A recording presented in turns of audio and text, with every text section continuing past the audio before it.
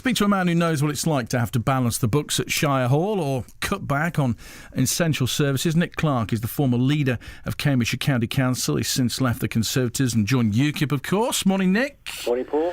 Sympathy with the council here? Yes, I do, actually. I think the real issue here is that the Conservative government is presiding over a wholesale destruction of care for our elderly, young and vulnerable. And I think it's doing it in order to push down on the budgets that it provides for local authorities before handing that reduced budget over to the councils in about 4 years' time.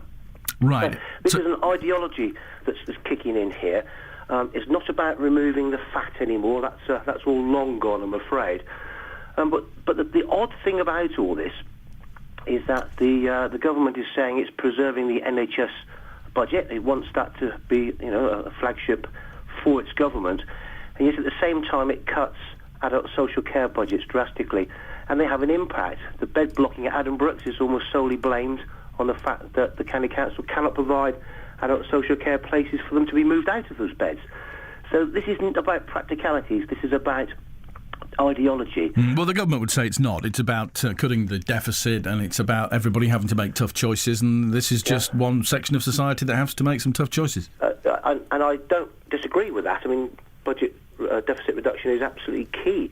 But this is the first time in 40 years that local authorities up and down the country have had to preside over such significant cuts. And we're talking 35%, 40%.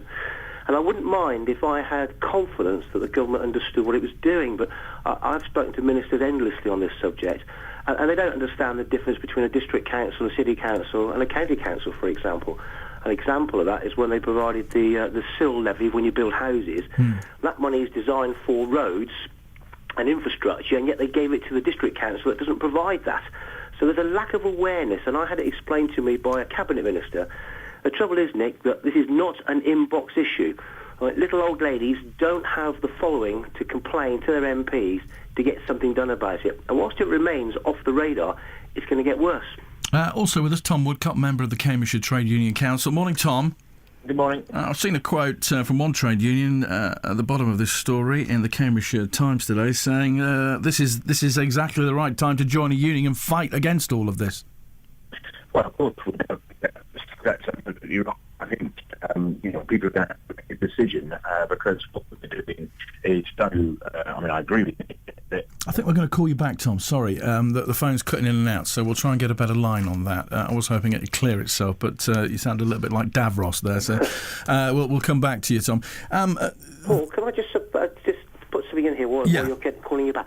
The biggest way to save budgets for a county council is to reduce its adult social care bill. And the best way of doing it, all the research shows, is to stop people going into the service in the first place. So prevention is number one, and the second one is what they call reablement, which is once they're in the system, get them out of it as quick as you can. And, cutting back piecemeal the services that the county council provides isn't going to help either of those two situations. This is a big subject. The numbers you were talking about, £200,000 here, £200,000 there, whilst important, go very little to put a dent in a £100 million deficit. And it's that serious issue. It's about the demographics of our county. People are living longer, great. They're living with much more complex needs, great. But it costs huge amounts of money. And until this government faces up to that fact, this is going to get worse and worse. And actually, what it means is that political parties at local government level are not required anymore, actually, because a local government's going to be required. Are they going to be able to survive with this level of budget? Will we have local governments anymore? Well, I think that you won't have local governments with any choice. And that's the point I was trying to make, because many of these services that they provide are statutory. There's no choice in it. Some are discretionary, like transport. So the first casualty almost certainly will be that our roads will deteriorate because that is a discretionary service. You cannot stop providing services to the elderly and the infirm, but I am also aware, through my spies, that the definition of what care an elderly person needs is now being pushed right to the limit. So where in the past it could be obvious that they needed 4 visits a day, they're being looked at, and if we can categorise them so they only need 3 visits a day, That's what's happening. But do they need 3 visits or do they need 4? And remember, these are our most vulnerable people in society, and we have a duty of care to support them. Let's bring in Tom Woodcock now. I think we've got a better line from the Cambridgeshire Trade Union Council. Morning, Tom. Hello. Sorry, can you hear me better? We can hear you now. Doctor Who is not worried now. In all seriousness, £100 million over 5 years, and this sort of wish list, please help us wish list from the Cambridgeshire County Council. This is desperate, isn't it? Desperate times. It's absurd that they're even suggesting some of the things that they're trying to do. And just from a health and safety point of view, having parents and other people fixing the schools is just unbelievable, and having people going out and doing their own roadworks is just bonkers. And it just shows that what they've lost control of the situation, and the number of cuts that they're trying to put through is on top of savage cuts already. I don't think that Nick's quite got it right in terms of saying that we have to, and the government's going to have to look after elderly people. They've already stopped looking after elderly people. They're now going to completely stop looking after all elderly people because most aren't receiving parts of the service that they should be already.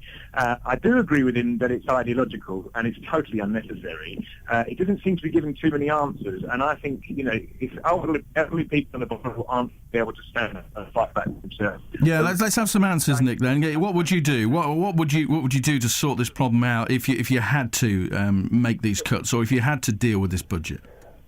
Well, on a practical sense, it's going to be very difficult. What they will have to do, almost certainly, again, you've got to focus on the adult social care because it's 40% of the budget. I'm already aware that a lot of the care workers out there who are providing the services through third parties aren't getting paid when they travel to and from visits, for example. So there's an issue there. In terms of cuts, I don't know what they're going to do now, because I spent a long time going over the budgets 2011 to 13 with a fine-tooth comb, actually. And there isn't fat there anymore. It's about cutting services now. Essential services are going to have to go. It is, and they're going to have to be honest about it and say, you should get 4 visits a day. We can only give you 3. That's all the money we've got. Tom, what option did the county council have? I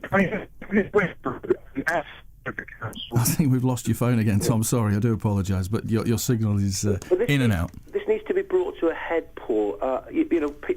People like you, actually, who've got the public ear, should be helping to campaign now to central government to say, well, we're not after loads of money, but we just want a fair playing field. We want our elderly to be protected.